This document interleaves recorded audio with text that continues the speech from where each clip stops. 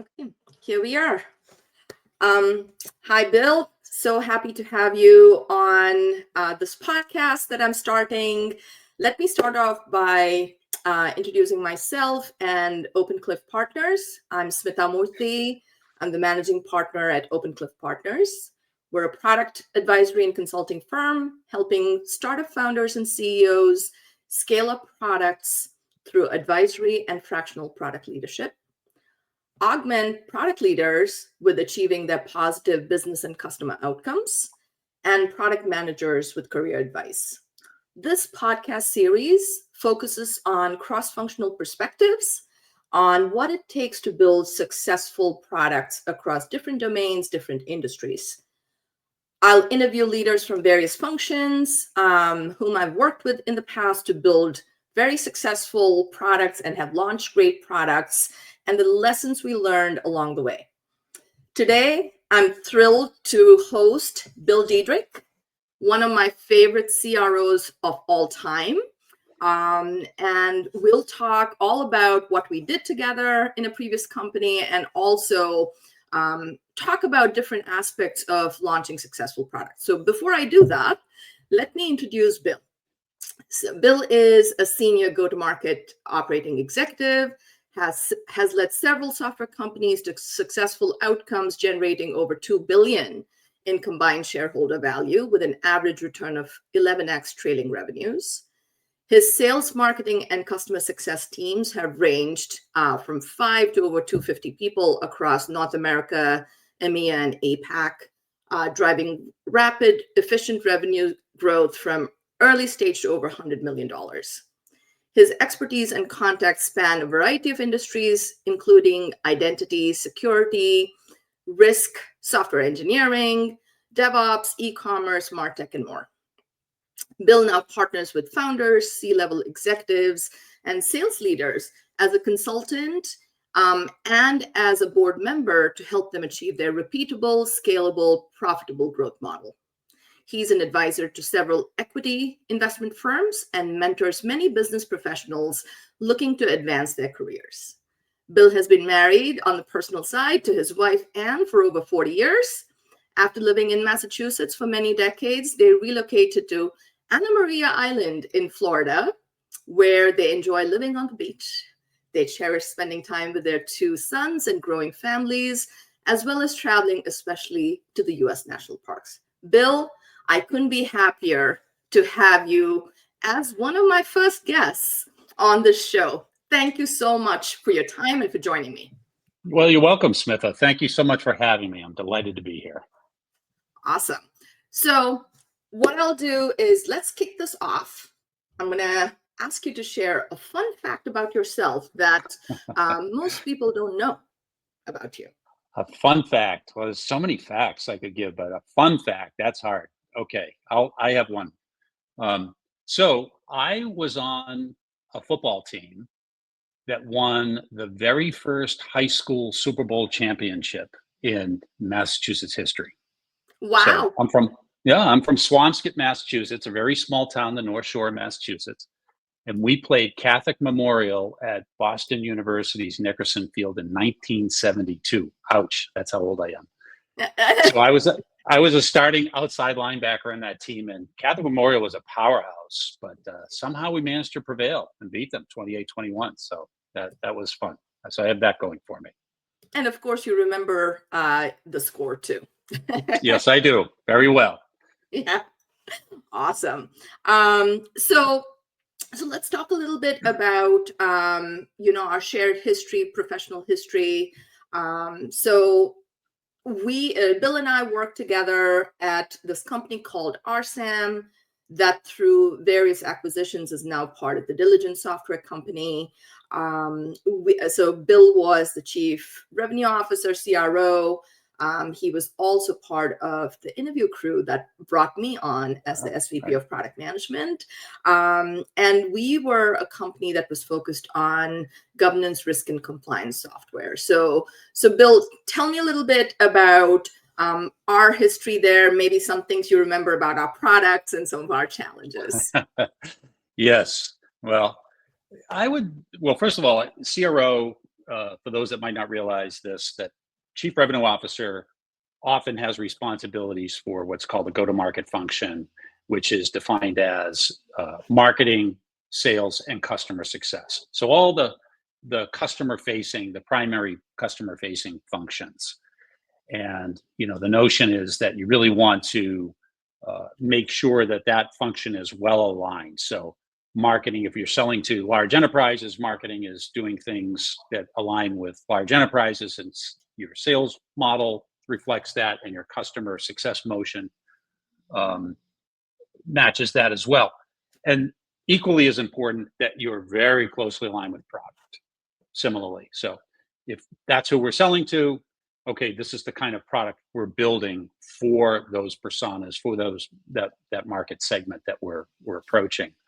And so I always felt like you were an easy hire to make, Smitha. You grasped all of these things very quickly, and we it was easy to align with you on that profile of customer. I do recall some challenges that we had that more having to do with the architecture of the product. So one of our key advantages was that in risk management for larger enterprises, they all want to kind of do it their own way. So the product was highly customizable, and they loved that. But it made for a nightmare to upgrade them, right? Because every instance was so heavily customized that, and there you are in product putting out these fancy new releases and great new features, and customers be like, I really want that. And we say, well, hold on, it's not that simple. We can't just upgrade you. We have to bring a team in, and it's going to take a week to get you up to the latest version to be able to absorb some of these new capabilities. So that was a pretty heavy thing to have to deal with. And I thought, you got your head around that very quickly, but you and I need to work together to step through that carefully, to bring those new features to market in a way that didn't get us into any trouble with the customer. Tough issue. I didn't envy you. And I know we were constantly talking about rebuilding the product from the ground up, right? Absolutely.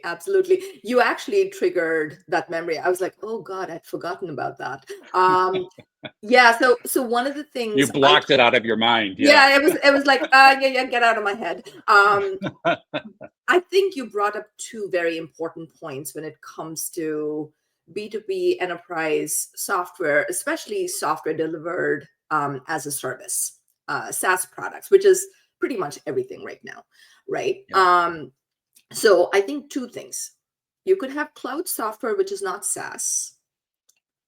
I'm a SaaS purist, so I'm going to define it the way it's supposed to be, right? Yeah. Mm-hmm. You can have cloud software that's not SaaS. It could be on your private cloud, single instance, or it could truly be SaaS, where it's single instance delivered to multiple clients. It's multi-tenant. So when you upgrade once, everybody is automatically, or as I like to say, automagically upgraded to the latest and greatest. That's the nirvana state.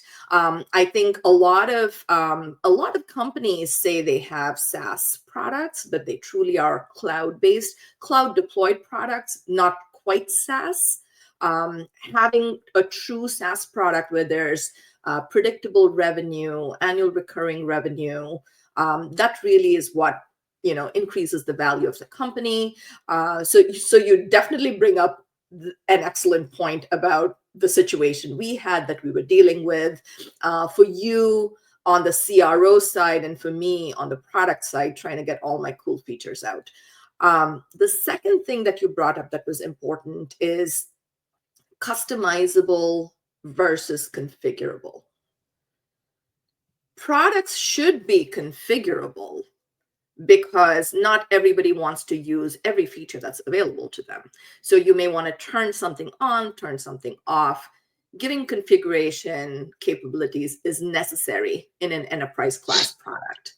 But I think customization is what gets most companies into trouble, because you're creating almost bespoke instances of the piece of software.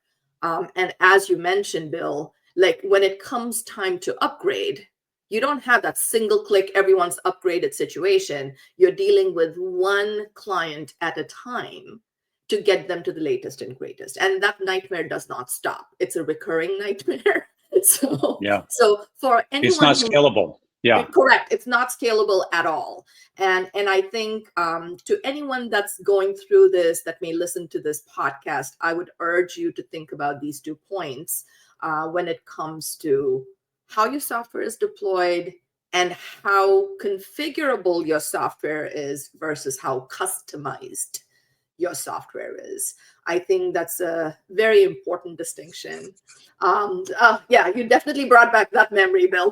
Well, it brought up some good lessons learned. So, Yeah, exactly, great perspective exactly. there. Yeah. So, so the thing, so when I think about the CRO function and the product function, tell me a little bit about, in your experience, not just when we work together, but with your rich experience that you have, what are some key touch points between these 2 functions where some joint decisions need to be made, or where a key decision need to be made by either your function or the product function, but the other had to be in lockstep? Tell me some about that. Yeah, I think that I would say it's so important to have that great working relationship between the go-to-market leadership team, whether that's all under one umbrella or separate, with product, because we're sort of on the tip of the spear. We're out there, we're listening to customers, uh, and they're looking at the competition. So what are the features and functions that they see that they really like? What are some things they might see missing? Hey, we're looking at these other products and they have these capabilities. Do you have these capabilities as well? Gee, no, we don't. Not yet, anyway. Why are customers churning in the case of customer success? What's resonating with customers from a marketing perspective?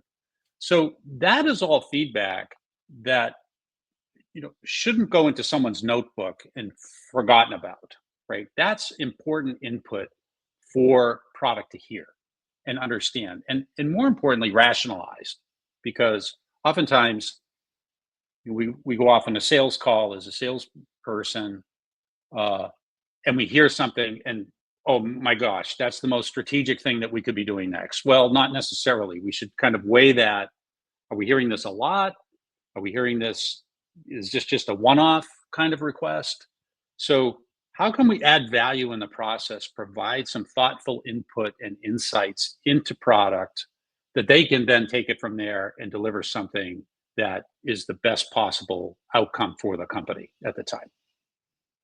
Great point. I love the fact that you also like brought up the fact that don't go shiny object chasing.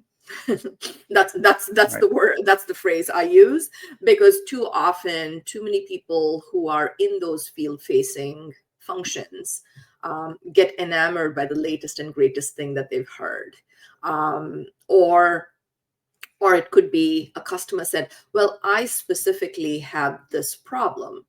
Important to note, but not something that has to be worked on right away, because you don't know if that's something that all of your customers need. And I think the fact that you would bring the feedback in a thoughtful manner versus all of these things have to be done, I think is important. It's important to have that great working relationship so you can be reasonable people as you're building Yes. Right. products. So yeah, and a great point. So tell me about a B2B. So I'll focus only on B2B enterprise SaaS products, because that's kind of what I've done pretty much my whole career. And I'm sure you are the same way. I Yes. haven't spent a whole lot of time on consumer products that you helped build or start or grow or sell, that you're fond of, and what made that so special? I know you worked across so many different companies, so many different Yes. products. Which is the one that you're fond of? Well, one that I think that I love to go back to is actually the first tech company that I ever worked for, which was based in Cambridge, Massachusetts. And the company was spun out of a consulting firm. They did management consulting. And they came up with this idea for this product, which was essentially CAD for software engineering. So it was computer aided design for software engineers. And back then, that involved sort of building data flow diagrams and data models, and really breaking down workflows and system architecture. And back when a lot of applications were built for internal use by large engineering teams. And so that was really, really fun because they had a really strong product market fit. And I was the first sales rep there based out of Cambridge. And we hired three, but the other two, one was in New York, one was in California. So I was off talking to, 6, 8 customers a week. I'd do one in the morning, one in the afternoon, one day a week or so. I would be in the office, and at lunch, I'd go in the lunchroom, and invariably there'd be engineers in there. And when they saw me coming, they were like, "Bill, come sit with us." And they always wanted to know, Smith, like, tell us, what are you hearing? What are you seeing? What kinds of requests are you getting? Like, what happened? Did you end up selling that company you told us about last week? And it was so fun to have that conduit directly into engineering. And I think I helped shape, I can't think of anything specific really, but I'm sure I shaped a lot of the roadmap for the first year or two I was there. Now, eventually we brought in a product marketing leader who kind of instilled a more thoughtful, formal process. And, I wasn't probably on the front line anymore and probably shouldn't have been. But I do recall one funny situation where when I would go out, so we sold the software lived on an IBM PCXD. That was hot stuff back then, right? 10 megabyte hard drive just came out. We installed a graphics card and gave you a mouse, which took a long time for some customers to figure out how to use. But the graphics were stellar, and everything was just easy to manipulate and change. But I would get the objection all the time, "Bill, where do you guys get off charging 3 times as much for your software as the PC costs? The PC costs $3,000. We charge $9,000 a seat. That was unheard of back then." So when I met with my engineering friends, I said, "How do you handle this?" And one of them said, "Bill, you should just tell them this is 12 megabytes of object code." Now, Smith, I have to admit to you, I have no idea what that meant. But sure enough, I went out there and I told, that was my response. And the person went, "Oh, okay." And that was it. Ever since then, that's what I answered, and it worked. So anyways, just iterating through all of that with the engineers was so fun and so rewarding, to see. I'd make a suggestion if they thought it was a good idea, and then the next release, it would be in there.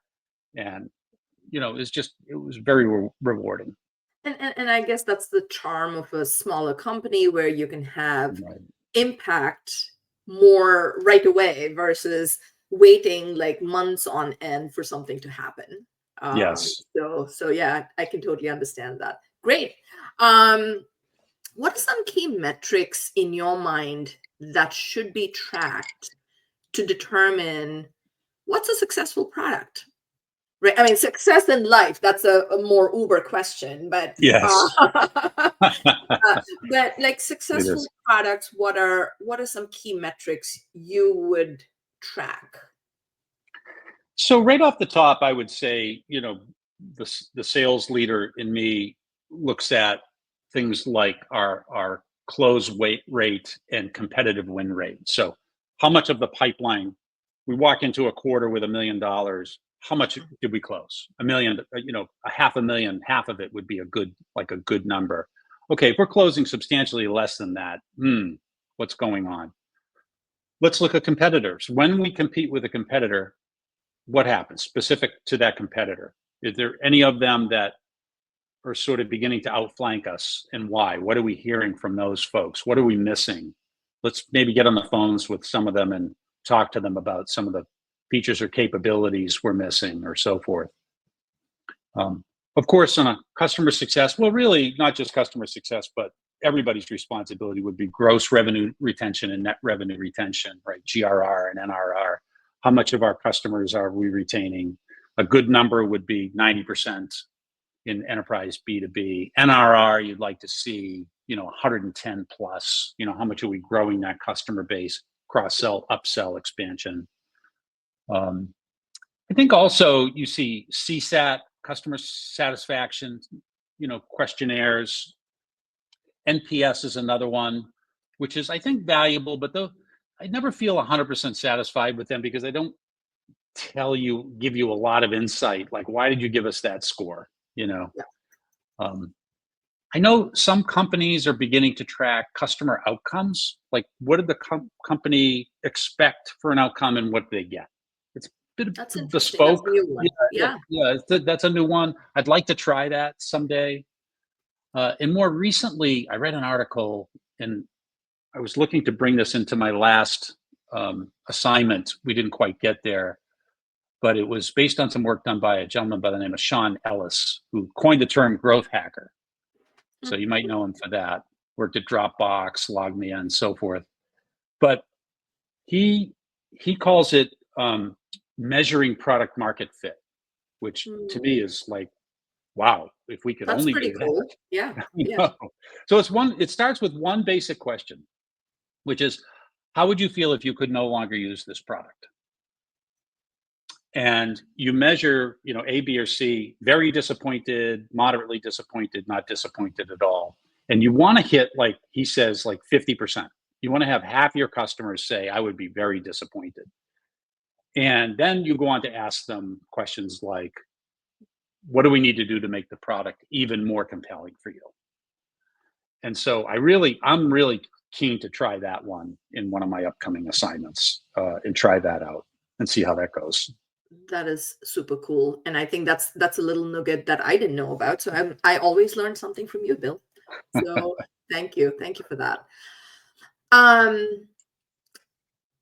So key metrics, I think metrics are super important for every function.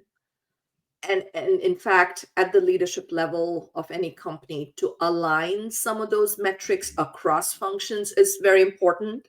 So everyone's Hugely important. Yes. marching to the same drumbeat.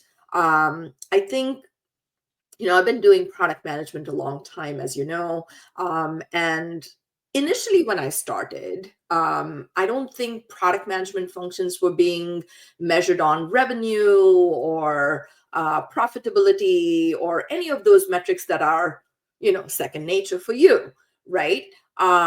But I think more and more companies are moving towards assigning P&L responsibilities to the product management function. And I've had that for multiple years now. And I think that's important because that aligns everybody to the same objectives for the company's success. And obviously the success of the product and therefore the success of the customer.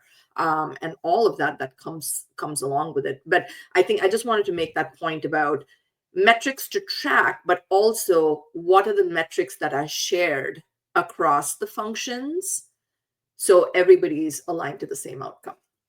So yes, and I couldn't agree more, Smitha. And I do think also, as you look at these differing market segments that you're approaching, and they're moving at different speeds and at different times, and to really look at them discreetly and say, hey, this is our primary market. How are we doing, right? What's our competitive disposition? Are we growing faster than the market's growing? That should be sort of one of the things, and everyone, certainly at the leadership level, should be aligned with that. Yep, absolutely. Great point. So moving on, what is the biggest challenge you've faced with products? I know you've influenced products, you've sold products, you've worked with product management, and of course with your charismatic self, I'm sure those have been great relationships. What's the biggest challenge you've had based on any product that you've worked with over the years? And what would you do differently if you could do over? Yeah, it's a great question. and I think sometimes in sales we're a big part of this problem, by the way, even though you might deem it ultimately a product problem. I think it's definitely a shared responsibility here, and I'll call it market segment drift. Mm. So the notion here is that you maybe as you're getting started off in the earlier days, you establish your ideal customer profile, right? What are the characteristics of the perfect customer, right? Yep. Who are our best customers? So an example might be you're selling to mid-market companies, which you define as 500 to 5,000 customers in the United States on Microsoft Azure. And we're selling a security product, so they have a CSO or someone in charge of security that we can approach, and they definitely value that. And there's certain industries that we're better in, and maybe some we're not. Maybe we're not so good in government because you want a government private hosting environment, which we don't support. So, okay, we go up, we understand the addressable market. It's 500 million. We're growing. We're dialing that in. We're at 30 million, growing 50% year over year. Everybody's happy. We're celebrating. We're having fun.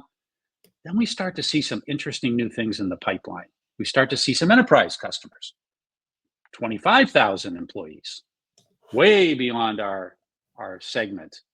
Okay, so we go off and they're excited. They need something. Maybe they even buy the product. Maybe we get a few of them to buy the product, and the deal sizes are 10x, right? They're 500K versus our typical 50K.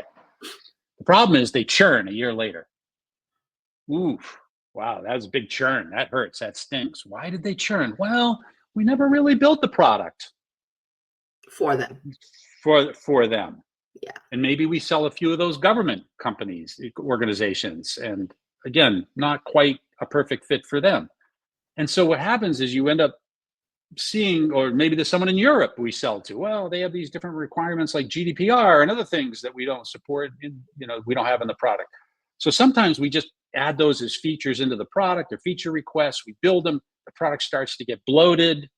We lose our focus on that original market segment. We become less competitive there, but we're not quite competitive enough in these other markets, and so we end up in no man's land.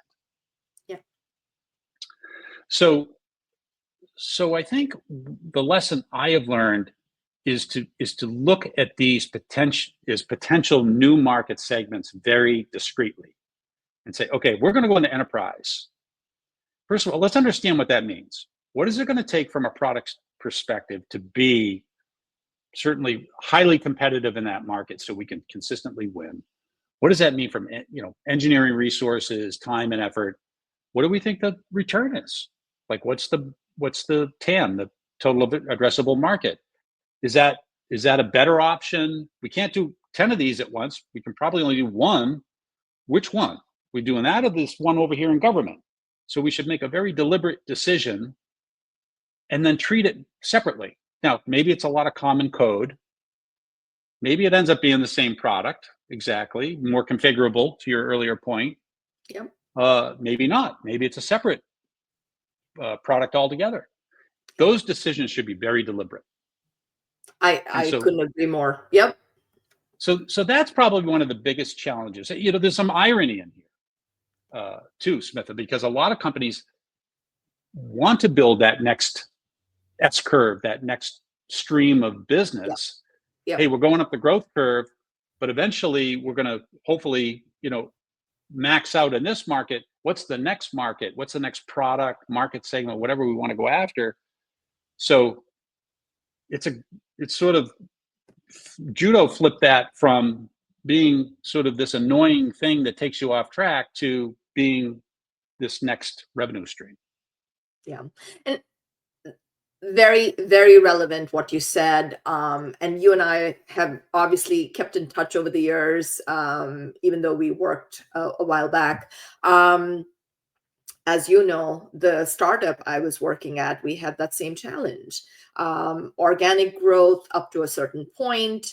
And then we were trying to, hey, we're suitable, like most of our customers were SMB customers. But of course, the real money is in the enterprise, large enterprise customers, and you wanna go after that. And the reality for most companies, at least the smaller companies, the startups, is a point you made, which is you don't have the luxury of saying, I want to be everything to everyone. Right. You have to stack rank what you're going to invest in, because you'll have what, less than 100 engineers if you're lucky, right? Mm-hmm. And you're going to have a handful of product managers. You have to optimize everyone's time, because if everyone's going after everything, every market segment, you're serving no one well. Right. It'll be diluted. Right. Yes. Your Yes, offering will indeed. be heavily diluted. Yeah. Yeah. And that can change with funding, for example, for a startup. If a startup gets funded well, they could then say, I'm investing this much in keeping the base that I have. I'm going to invest so much more in the segment that shows promise. And then it could be, I'm going to take a tiny sliver of that investment and I'm going to take a bet on the Yes. future, which you don't really know if that market exists, but you have a very good feeling it exists, and you're taking a bet to put a teaser out there to see if someone's going to bite. So I Yes. think, yeah, a very important point. Thank you for that. Okay, moving on. Tell me about a time. I think you just talked about this in one of your previous ones. The time you influenced the direction of a product that resulted in better outcomes. Well, yes, and it's sort of just it. I think the situation I'm thinking of was exactly that situation that we just talked about. I was advising a company, and I was their interim CRO for a while, and there was this. It actually was a new product idea. It was a new concept. It was a new use case, an entirely new product, and working together with the executive team. I don't want to say it was necessarily my idea. I think it was a collective effort. We assigned a PM to this project and actually gave him a title as general manager, and gave that person engineering resources and said, you, for all intents and purposes, you're a founder. You happen to work internally at this company, but we want you to go, discover and talk to who you think would be the appropriate fit for this particular offering, iterate through that, develop the product, sell the first 20 customers, just that's your role, just like a founder would. And then at that point, we'll determine where to take it from a go-to-market perspective. Should it go into the bag of our existing sellers, or should we create a dedicated sales team? How should marketing think about it? Is it more of the same, or is it a different motion? Our existing product might appeal to people on LinkedIn. This one is going to be people that maybe live more on Facebook or what have you.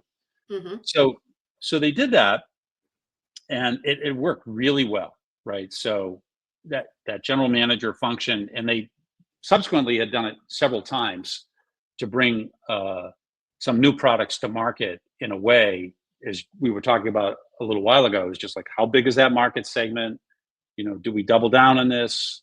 Do we, one of them, they said, no, this actually isn't a separate product. It's a feature in our existing product. Let's just fold it in, but let's raise the price of the existing product, because it's definitely significant functionality that they added. So that was fun. That was fun to watch. Actually, you brought up. I told you I would go off script as our conversation progressed. Pricing. Oh boy, an art Yes. and a science.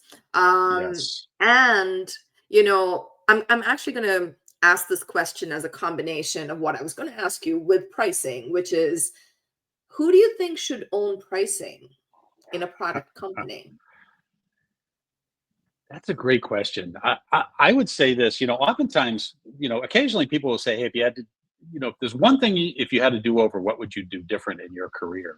And my answer is, I would bring in a pricing consultant early and often. Oftentimes it's a difficult thing to do. Super You have difficult. to kind of look at the broader market, look at the value your product is providing to a certain market segment, look at comparables. There's a lot of factors that go into it. I think at the end of the day, it's probably product marketing if that person has the chops. Yeah. But usually it's if I would say it should be maybe a small committee, right? Yeah, Product management, CRO, product marketing, I think so. CEO. Yeah, Yeah, I think so. I think so yeah, because um, in my most recent role that I held, we had the situation where product really wasn't the focus for the company, and they in fact were. I don't think product was even priced right, and it was almost given away for free, almost. And as a product person, that probably gave me a cardiac arrest. I was like, what? yes, right. No, we're not going to do We're doing that. all this hard work and you're giving it away for almost nothing. Yeah. Yeah, So I think, yeah, we were going through that same exact thing that you said. We were going to bring in a pricing consultant, because oftentimes that can be that third party that comes in that can provide a little bit more objective feedback on how this should be done versus everybody that's too close to the product, right? A product manager may be too yes, attached to the product marketing may have that. All of us are like in that role, right? We all are trying to maximize the profits, grow the revenue, and you may just need a third party to come in to do some of that. That's where folks like external consultants that have a specialization in pricing can help. New products is a whole other thing. If there's no market that is defined, yes, you're defining a new market, that's a little bit of a bet. yes, it That's is. when you go Yeah, back to B school and talk about willingness to pay. How do you define that? right. So, okay, great point. Okay, I know we're running short on time, so I would be it. I would not have done my job right if I didn't ask you about how do you think AI and Gen AI is changing what you do, your function, your current role, and how it affects products. Well, I think that I've been tinkering quite a bit, just personally with it, and you can just see the potential of it. Uh, Particularly for me for writing. I can give AI an outline, and it will write something. Just I could probably write over 3 days. It could give me in 3 minutes, and it's probably even better than I would write myself. So I see things like that, automatic note taking, automatically, products now updating the CRM application with relevant information from a call you just had recorded by Gong. I think it's just going to make the whole function more efficient. It's going to be a set of tools. It's probably not going to replace anybody, but it's going to allow you to do more, optimize what you do it faster, do it better. And I think if you don't adopt some of these things, you're going to get left behind pretty quickly. Absolutely. Wise words. And thank you for saying AI is not taking over your job, because I don't know why people think it's going to replace humans anytime soon. But I think of it as more augmenting augmenting human intelligence, right? Where Yes. it can do some of the more mundane, more repetitive, more automatable tasks more efficiently. To your point, instead of spending 3 days on writing that perfect whatever you were trying to write, you can get like a close to final draft in 3 minutes, and then you can tinker with it to give it your own flavor. Yes. Right. Yeah. So why spend 3 days on that? So Yeah. absolutely. Great. Last question. I know you're a big book person, and in every conversation we've had, you've at least told me, I think Amazon's really happy with me because I keep buying all these books. Yeah. So any book recommendations that you have that has that you it could be any business related, any career related, anything to do with products, any recommendations? Oh yeah, sure. Well, the first one is not a book, but I will recommend anything written by David Skok, Skok. Okay. He is a former entrepreneur turned VC, an investor in HubSpot is one of his companies, and he writes a blog. It's called For Entrepreneurs, and he also was running a conference. I don't know if it's still going, called 0 to 100. So Mhm. he's all about how can I help you scale your business from 0 to 100 million. And he just describes it in such an elegant fashion. There's so many, it gives away, he's so generous. He gives away all this content. He kind of breaks down 3 phases of, establish your product market fit, find your repeatable, scalable, profitable growth model, then scale the business. And then steps, very specific things you should do within each of those phases. It's just, when I saw it, I just fell in love with it. And he just writes so much. That's great. Second Awesome. one would be a book by a friend of mine. His name is Dave Power, and it's called The Curve Ahead. He was on our board at Ping Identity and then later became a consultant, was teaching at the Harvard B School. He's now the CEO of the Perkins School in Watertown. Anyways, he writes, how do you create that next book of business, that next revenue stream? He calls them S curves, because when you start with a new product, it's kind of slow to grow, and then you go up the growth curve when you find the groove, up, you go, and then it starts to maybe plateau a little bit. Well, the time to have your next revenue stream is not when you hit this plateau. It's in advance of that. And you want to kind of build these revenue streams on top of one another. So it's a great book because it's sort of a handbook on how to do that, but with anecdotes to make it a fun read. Awesome. And then the last one is a recent read for me, which was called Obviously Awesome by a woman by the name of April Dunford. Have you read that? No, we talked about this. Yeah, she is amazing. This is really strategy, but I think it's highly relevant to product. It's like, what are you building and why? How are you thinking about this market segment and how are you going after it? Are you taking on the incumbent, the huge incumbent, or are you finding a niche element of the business that you think you can do better at and carve that off at least to start, or whatever? So really love the way she writes, and she has a ton of experience that she speaks to in the book, and she's funny too. So there's that. That's great. Makes it an easier read than other books. Yeah, she does it. I read her second book first for certain reasons. It's called Pitch, which I really liked, because when I come in and help companies with their go-to-market, a lot of times they don't have their positioning and messaging down. So I read that one first. And she talks about going to appliance store to buy a toilet, of all things. And anyway, it's just hilarious and very, very poignant, actually. So it's really a good read as well. That's awesome.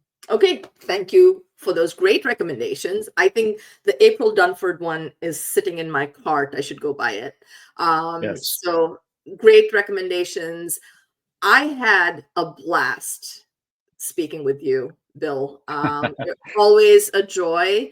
Thank you for taking the time. I appreciate your insights as always, whether we're recording or otherwise when we're on the phone.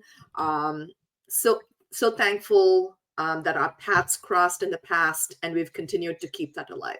Thank you so much. Likewise. Thank you, Smith. I enjoyed being here. Thank you so much.